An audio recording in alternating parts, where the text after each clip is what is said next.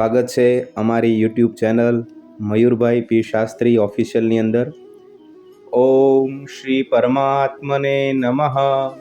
શ્રીમદ ભગવદ્ ગીતા પ્રથમ અધ્યાય અર્જુન વિષાદ યોગ. ધૃતરાષ્ટ્ર બોલ્યા, હે સંજય, ધર્મભૂમિ કુરુક્ષેત્રમાં એકઠા થયેલા યુદ્ધના ઈચ્છુક મારા તથા પાંડુના પુત્રોએ શું કર્યું? સંજય બોલ્યા, તે વખતે રાજા દુર્યોધને વ્યૂહમાં ગોઠવાયેલી પાંડવોની સેનાને જોયા પછી દ્રોણાચાર્ય પાસે જઈને આ વચન કહ્યા, હે ગુરુદેવ, આપના બુદ્ધિમાન શિષ્ય દ્રુપદ પુત્ર ધૃષ્ટદ્યુમ્ન વડે વ્યૂહાકારે ઊભી કરાયેલી પાંડુ પુત્રોની આ અત્યંત વિશાળ સેનાને જુઓ. આ સેનામાં મોટા ધનુષ્ય ધારણ કરનારા તથા યુદ્ધમાં ભીમ અને અર્જુન જેવા શૂરવીર, સાત્યકી, વિરાટ મહારથી રાજા દ્રુપદ, ધૃષ્ટકેતુ, ચેકિતાન, બળવાન કાશીરાજ, પુરજીત, કુંતીભોજ અને પુરુષ શ્રેષ્ઠ શૈબ્ય પરાક્રમી યુધામન્યુ તથા બળવાન ઉત્તમોજા સુભદ્રાપુત્ર અભિમન્યુ તેમજ દ્રૌપદીના 5 પુત્રો બધા જ મહારથીઓ છે. હે દ્વિજ શ્રેષ્ઠ, હવે આપણા સૈન્યમાં પણ જે મુખ્ય શૂરવીરો છે તેમને પણ આપ જાણી લો.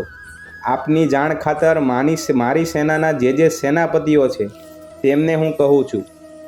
આપ સ્વયં, પિતામહ ભીષ્મ તથા કર્ણ, સંગ્રામ વિજયી કૃપાચાર્ય તેમજ અશ્વત્થામા, વિકર્ણ અને સોમદત્તનો પુત્ર ભૂરિશ્રવા, આ સિવાય બીજા પણ મારા માટે જીવનને ત્યજનારા ઘણા શૂરવીરો અનેક પ્રકારના શસ્ત્રશાસ્ત્રથી સજ્જ છે તેમજ સર્વે યુદ્ધમાં નિપુણ છે. ભીષ્મ પિતા વડે રક્ષાયેલી આપણી તે સેના અપરિમિત હોવાને લીધે બધી જ રીતે અજેય છે, જ્યારે ભીમ વડે રક્ષાયેલી આ લોકોની આ સેનાને તો પરિમિત હોવાને કારણે જીતવી સાવ સહેલી છે. આથી બધા વ્યૂહદ્વારો પર પોતપોતાની જગ્યાએ રહેલા તમે બધાય સજાગ રહીને ભીષ્મ પિતામહનું જ બધી બાજુથી રક્ષણ કરો. કૌરવોમાં વૃદ્ધ મહાન પ્રતાપી પિતામહ ભીષ્મે તે દુર્યોધનના હૃદયમાં હરખ જન્માવતા જોરથી સિંહની જેમ ગરજીને શંખ વગાડ્યો. પછી શંખ, નગારા, ઢોલ, મૃદંગ તેમજ રણશિંગા વગેરે વાદ્યો એક સાથે જ વાગી ઉઠ્યા. તેમનો એ અવાજ ઘણો ભયંકર થયો. ત્યાર પછી શ્વેત અશ્વો વડે જોડેલા ઉત્તમ રથમાં બેઠેલા શ્રીકૃષ્ણ મહારાજે અને અર્જુને પણ અલૌકિક શંખ વગાડ્યા. શ્રીકૃષ્ણ મહારાજે પાંચજન્ય નામનો, અર્જુને દેવદત્ત નામનો અને ભયાનક કર્મ કરનાર ભીમસેને પ્રોંડ્ર નામનો મહાશંખ વગાડ્યો. કુંતીપુત્ર રાજા યુધિષ્ઠિરે અનંત વિજય નામનો અને નકુળ તથા સહદેવે સુઘોષ અને મણિપુષ્પક નામના શંખ વગાડ્યા. શ્રેષ્ઠ ધનુર્ધારી કાશીરાજ, મહારથી શિખંડી, ધૃષ્ટદ્યુમ્ન, રાજા વિરાટ, અજય સાત્યકી, રાજા દ્રુપદ, દ્રૌપદીના 5 પુત્રો અને મહાબાહુ સુભદ્રાપુત્ર અભિમન્યુ, આ સૌએ હે રાજન બધી બાજુએથી જુદા જુદા શંખો વગાડ્યા. તે ભયાનક નાદે આકાશ અને પૃથ્વીને પણ ગજાવતા ધાર્ત્ર રાષ્ટ્રોના એટલે કે આપના પક્ષધારીઓના હૃદય ચીરી નાખ્યા. હે રાજન, તે પછી કપિધ્વજ અર્જુને યુદ્ધ માટે સજ્જ થયેલા ધૃતરાષ્ટ્ર સંબંધીઓને જોઈને શસ્ત્ર પ્રહારની તૈયારી વેળાએ ધનુષ ઉપાડીને ઋષિકેશ શ્રીકૃષ્ણ મહારાજને આ વચન કહ્યું, હે અચ્યુત, મારા રથને બંને સેનાઓની વચ્ચે ત્યાં સુધી ઊભો રાખો જ્યાં સુધીમાં રણભૂમિમાં ભેગા થયેલા યુદ્ધની અભિલાષા રાખનારા આ વિપક્ષી યોદ્ધાઓને સારી પેઠે હું જોઈ ન લઉં કે આ યુદ્ધમાં મારે કોની સાથે લડવાનું છે એ હું જોઈ તો લઉં. દુર્બુદ્ધિ દુર્યોધનનું યુદ્ધમાં હિત ઈચ્છનારા જે રાજાઓ આ સૈન્યમાં આવ્યા છે તે સૌ યુદ્ધ કરનારાઓને હું સારી રીતે જોઉં તો ખરો.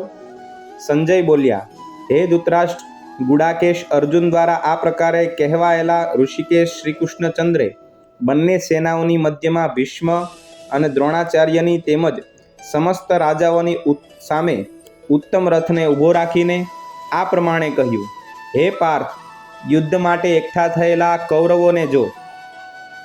ત્યાં પૃથાપુત્ર અર્જુને એ બંને સેનાઓમાં રહેલા વડીલો, કાકાઓ, પિતામહો, ગુરુઓ, મામાઓ, ભાઈઓ, પુત્રો, પૌત્રો, મિત્રો, સસરાઓ તેમજ સુહૃદયોને જોયા. તે ઉપસ્થિત સઘળા બાંધવોને જોઈને એ કુંતીપુત્ર અર્જુન અત્યંત કરુણાથી ઘેરાઈને વિષાદ કરતા આ વચનો બોલ્યા. અર્જુન બોલ્યા, હે કૃષ્ણ, યુદ્ધ ક્ષેત્રમાં ઊભેલા યુદ્ધ કરવા ઈચ્છતા આ સ્વજન સમુદાયને જોઈને મારા અંગો શિથિલ થઈ રહ્યા છે, મોં સુકાઈ રહ્યું છે તથા મારા શરીરમાં કંપ અને રોમાંચ થઈ રહ્યો છે. હાથમાંથી ગાંડીવ ધનુષ સરી રહ્યું છે, ચામડી પણ ઘણી બળી રહી છે તથા મારું મન જાણે ભમે છે, માટે હું ઊભો રહેવાને પણ સમર્થ નથી. હે કેશવ, હું તો લક્ષણો પણ અવળા જ જોઉં છું અને યુદ્ધમાં સ્વજનોને મારીને કલ્યાણ પણ નથી જોતો. હે કૃષ્ણ, હું ન તો વિજય ઈચ્છું છું કે ન તો રાજ્ય કે ન સુખ પણ. હે ગોવિંદ, અમારે આવા રાજ્યનું શું પ્રયોજન અથવા આવા ભોગો અને જીવનથી પણ અમને શો લાભ? અમે જેમના માટે રાજ્ય, ભોગ અને સુખો ઈચ્છીએ છીએ તે જ આ બધા લોકો તો ધન અને જીવવાની આશા જતી કરીને યુદ્ધમાં ઊભા છે. અહીં ગુરુજનો, વડીલો, પુત્રો તેમજ દાદા, મામા, સસરા, પૌત્રો, શાળા તથા બીજા બધા સંબંધીઓ છે. હે મધુસૂદન, હું હણાવ છતાં પણ અથવા ત્રણેય લોકનું રાજ્ય મેળવવા માટે પણ હું આ બધાને હણવા નથી ઈચ્છતો. તો પછી પૃથ્વી માટે તો કહેવું જ શું? હે જનાર્દન, ધૃતરાષ્ટ્રના પુત્રોને હણીને અમને કયો આનંદ મળશે? આ આતતાઈઓને હણીને તો અમને પાપ જ લાગશે.